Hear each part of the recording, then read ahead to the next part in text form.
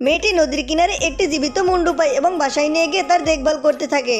মেয়েটির দেখভালের কারণে মুন্ডু থেকে আস্তে আস্তে হাত পা গজাতে থাকে এবং সে মেয়েটির চেহারা পরিপূর্ণ হতে থাকে। তারপর তাকে গোসল করানো হতো। মেয়েটি সবসময় তার দেখভাল করতো এবং তাকে খাবার খাইয়ে দিত। একদিন তারা বাইরে বের হয়েছিল ঘুরতে, ঠিক তখনই একটি বৃদ্ধ মহিলা তাদেরকে দেখে ফেলে। বৃদ্ধ মহিলাটি ওই মেয়েটিকে দেখে অনেক ভয় পেয়ে যায় এবং চিৎকার করতে থাকে। ওই মেয়েটি তখন তাকে নিয়ে সেখান থেকে চলে আসে এবং বারবার জায়গা পরিবর্তন করার ফলে তার টাকাও শেষ হয়ে গিয়েছিল। ব্যাগে থাকা মেয়েটি তখন তাকে একটি বুদ্ধি দেয়, তুমি ব্যাংকটি লুট করো। এরপর মেয়েটি ব্যাংকে ঢোকে, কিন্তু সে লুট করে না, তার নিজস্ব জমানো টাকাগুলো নিয়ে চলে আসে। তারপর সে এক মুহূর্তে সেগুলো খরচ করে ফেলে। কিন্তু এরপর মেয়েটি আর তাকে সহ্য করতে পারছিল না, এজন্য তাকে ছাদে নিয়ে যায় এবং ছাদ থেকে ফেলে দেয়। কিন্তু এক সপ্তাহ পরে ওই মেয়েটি আবার ফেরত আসে এবং তার হাত পা সবই ছিল।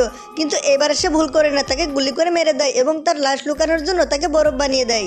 ওই মেয়েটি ভাবে এবার হয়তো সবকিছু ঠিক হয়ে গেছে। ঠিক তখনই তার পড়োশি সেখানে যায় এবং তাকে বশ করে নেয়।